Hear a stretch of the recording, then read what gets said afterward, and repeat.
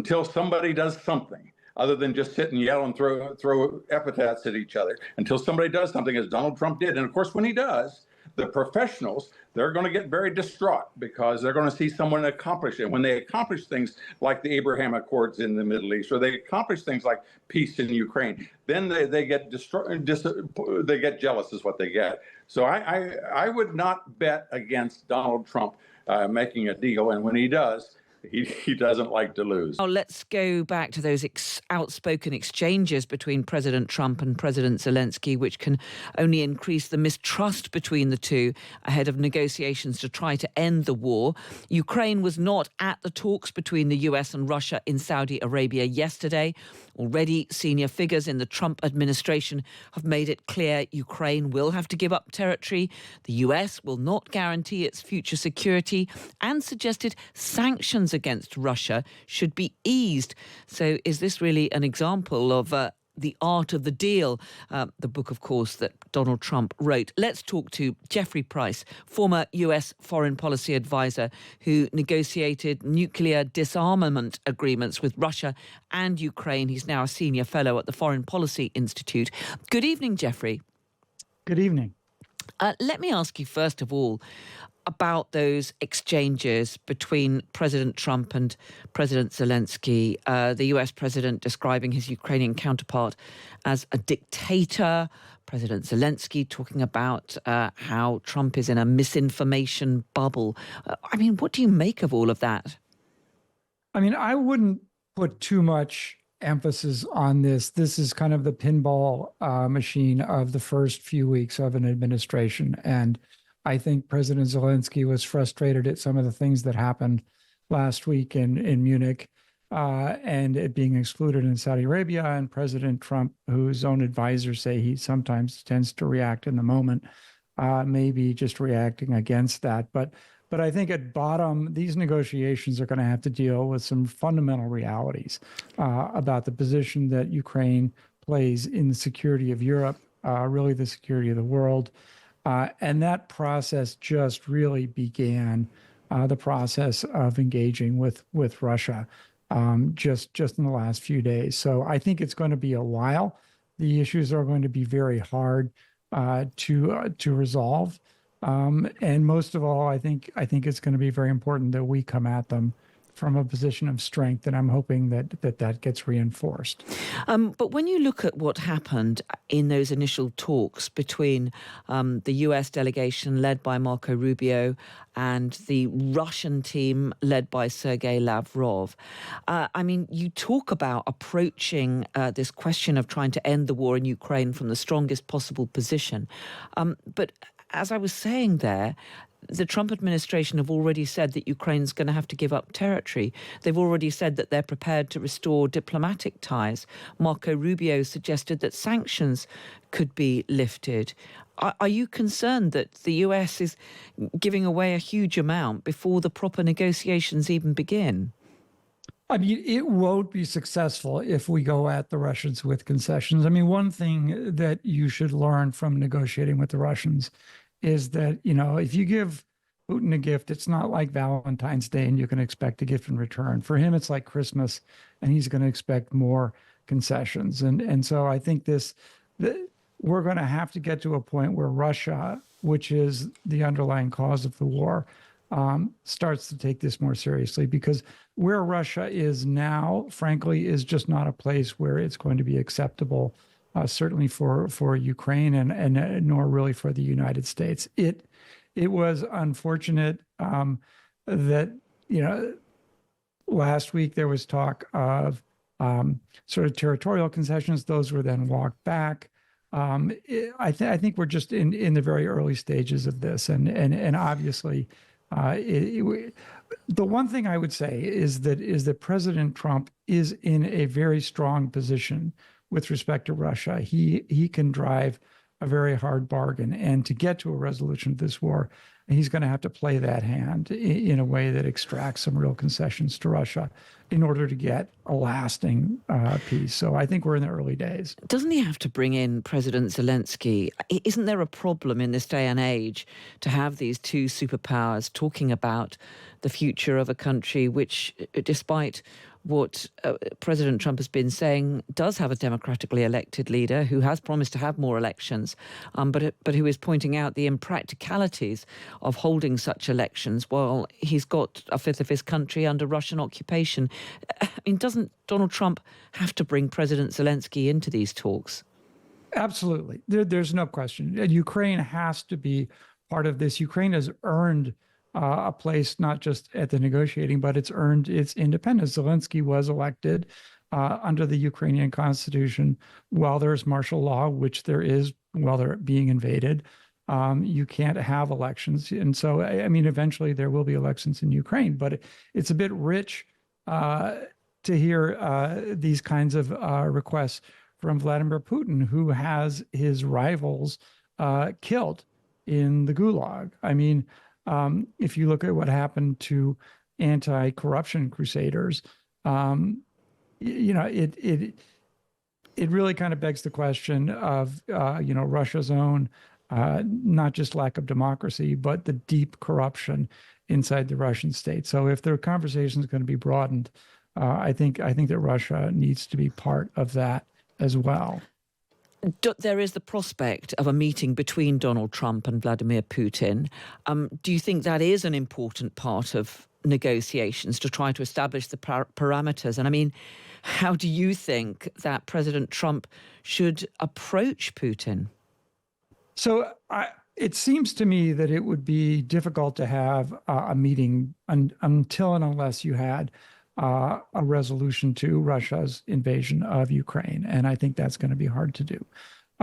At the same time, what is going on in Saudi Arabia is not just about Ukraine. It's about trying to put Russian-American relations on a broader footing. And Ukraine is the biggest problem. And I think that, that we need to recognize that Russia is the problem in the Russia-Ukraine war. But there are other issues. For instance, nuclear arms. Under the New START treaty, Russia has stopped complying with its notification obligations. So one of the things that Russia could do is to resume its obligations under the START treaty, which is going to expire next year, and not have those linked to the Russia-Ukraine war. So Russia can do things, on its own that can normalize relations in a broader context. The British Prime Minister Keir Starmer is due to meet President Trump at the White House next week. Do you think that Donald Trump is going to listen to anything that Keir Starmer tells him? Do you think that there is a role for the British Prime Minister in all of this, perhaps to say to him that perhaps he should recognise the realities of the fact that it actually was President Putin who invaded Ukraine? Well, absolutely. So Keir Starmer has, in my mind, a huge role to play in this. One, he's already seemed to be trying to tamp down the exchanges between President Zelensky and President Trump, and that's a constructive role. But more to the point, Britain has, in my view, an enormous leadership role to play in the resolution of this conflict and in the creation of a safer Europe that comes out of it. Britain has been stalwart, unwavering in its support of Ukraine, Labour and Tory governments. If I was British, I'd be very proud of my country's role in this. But I think Britain is already stepping into a leadership role in NATO. For instance, the American-led Ramstein process has now been handed off this last month to Britain, and Britain is now leading that process in NATO. And any security arrangement, if it's a European security arrangement, to me has to be based on a NATO model if it's not in NATO itself. And I think Britain has a real big role to play in that as well. Geoffrey Price, former US foreign policy advisor. It's been great to speak to you this evening. Thank you so much for joining us. My pleasure. Thank you. Well, let's bring in Bob McEwen. He's a former Republican congressman, and in 2020, he worked on a commission on patriotic education for Donald Trump. That was during his first term in power, of course. Good evening to you, Bob. Good to be with you. Thank you. Great to have you with us. What do you make of this war of words that we've had between President Trump and President Zelensky, with Donald Trump describing the Ukrainian leader as a as a dictator, and essentially suggesting that it was Ukraine that started the war. Well, I think the first offense is the suggestion that the United States should not have direct relations with Russia. And I think that was unwise on Mr. Zelensky's part. There have been plenty of opportunities to seek a resolution of this, and until somebody sits down and talks to one another. And so that's what this businessman did. I know that the diplomats would love to just keep this going for another 10 or 15 years, and so would the arms manufacturers. But some people think that the war should end, and the way that you do it is you sit down and talk with your competitors and your opposition or the enemy, if I may. And so I think that I understand that Zelensky has a constituency as well, and he needs to be strong. But I don't think that poking the president was the proper way to do it. But nevertheless, in the great scheme of things, we're beginning to see some significant progress in my mind. Well, when you talk about Zelensky poking the US president, I mean, it was Donald Trump who came out with those comments 24 hours ago saying that it was Ukraine that started the war. And it was Donald Trump who then described Zelensky as a dictator without elections, when, of course, Zelensky was, in fact, elected back in 2019. And although the current round of elections has been delayed, the Ukrainian leader is making it clear that is simply because of the circumstances of having a country that's a fifth of which is occupied by the Russians. But that's a very good thought, except for the fact that he has outlawed all the opposition parties. He's outlawed the church. He's incarcerated the church leaders. And we've all tended to look over that because of our contempt for Putin having done what he did. And of course, what did he do? Under Barack Obama, he took Crimea and then began to move into the region. When Donald Trump was there, he told him not to move an inch. And of course, every new president gets tested.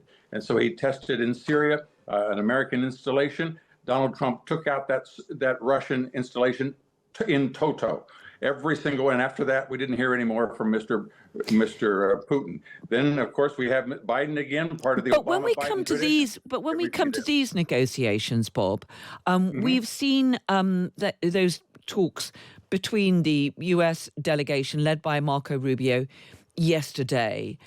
And even at this initial stage of talks with a Russian team led by Sergei Lavrov,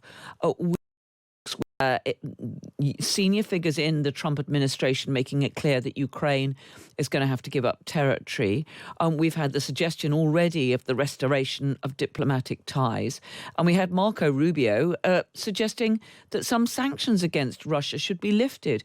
Do you think that the US is giving away too much to Russia at this early stage?